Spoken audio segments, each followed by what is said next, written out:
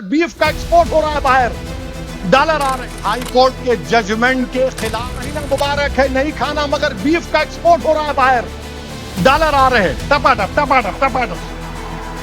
Allahabad high court का judgement आया, हमारी एक बेटी स्कूल में हिजाब पहन रही थी, हिजाब पहन के कोर्ट ने कह दिया कि हिजाब आप नहीं पहन सकते। मैं इस हाई कोर्ट के जजमेंट के खिलाफ हूँ।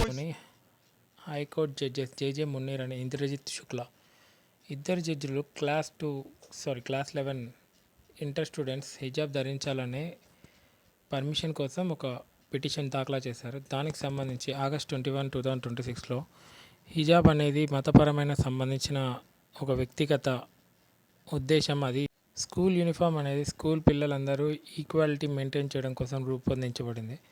బట్ ఈ హిజాబ్ ధరించడానికి ఇచ్చే పర్మిషన్ ఆ స్కూల్ యూనిఫామ్ ధరించాలనే ఉద్దేశాన్ని పూర్తిగా మతపరమైన విద్వేషాన్ని రెచ్చగొట్టే విధంగా మారుస్తుంది అనే ఉద్దేశంతో హిజాబ్ అనేది ధరించకూడదు స్కూల్లో తీర్పు అయితే ఇచ్చారు. దీనికి సంబంధించి ఎంఐఎం పార్టీ అధ్యక్షులు అసదుద్దీన్ ఓవైసీ తన రాజకీయ ఉద్దేశాన్ని 2027లో రాబోయే ఈ ఎలక్షన్స్లో గెలవడం కోసం ఈ హిందూ ముస్లిం మతపరమైన విద్వేషాన్ని రెచ్చగొట్టే విధంగా వ్యాఖ్యలు అయితే చేయడం జరిగింది.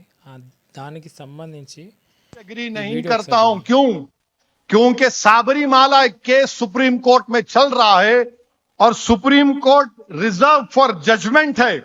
इलाहाबाद हाई कोर्ट के फाजिल जजेस को अपना जजमेंट रोकना चाहिए था। जब Supreme Court is seized of that ఈ मैटर। హాఫ్ నాలెడ్జ్ వ్యక్తులు పదే పదే బీఫ్ ఎక్స్పోర్ట్స్ అంటారు, కానీ భారతదేశం కంపేర్ టు బీఫ్ బఫేలో మీట్ని ఎక్స్పోర్ట్ చేస్తుంది. ఎందుకంటే మన భారతదేశంలో 1 మిలియన్ ఆవులు ఉంటే దానికి 3 టైమ్స్ ఎక్కువ బఫేలోస్ అనేవి ఇక్కడ ఉత్పత్తి జరుగుతుంది. ఇప్పుడు అవి మన భారతదేశం తీసుకుంటే ఆవు పాల కన్నా గేదె పాలు ఎక్కువ తాగుతారు. సో గేదెలు ఒక స్టేజ్ తర్వాత పాలు ఇవ్వడం ఆపేస్తాయి. ఆ తర్వాత అవి పాలు ఇవ్వకపోవడం వల్ల బఫేలో సంఖ్య అనేది పెరగడం వల్ల దేశానికి ఎక్కువ ఉపయోగం లేదు. కాబట్టి బయట దేశంలో కంపేర్ చేస్తే బఫేలో మీట్ ఈ ఆఫ్రికా అక్కడ దిక్కు దేశాలు బఫేలో మీట్ని ఎక్కువగా తింటాయి. సో మన దగ్గర ఈ యొక్క బఫేలో మీట్ ఎక్కువ ఉండడం వల్ల దాన్ని ఎక్స్పోర్ట్ చేయడంతో మనకి ఫారిన్ కరెన్సీ వస్తుంది and at the same time trade deal అనేది కూడా జరుగుతుంది కంట్రీ టు కంట్రీ. సో దాన్ని చెప్పుకోకుండా ఈ మతానికి సంబంధించిన ఈ రెచ్చగొట్టే మాటలు హాఫ్ నాలెడ్జ్ని జనాలలో నింపుతూ మాట్లాడే ఈ అసదుద్దీన్ ఓవైసీని ఉన్న సిచ్యువేషన్ చూస్తే కంట్రీలో ఇన్ఫ్లేషన్ ఒక దిక్కు ఉంటే బయట దేశాలంతా వాళ్ళ ఎకనామిక్ క్రైసిస్ చూస్తున్నాం.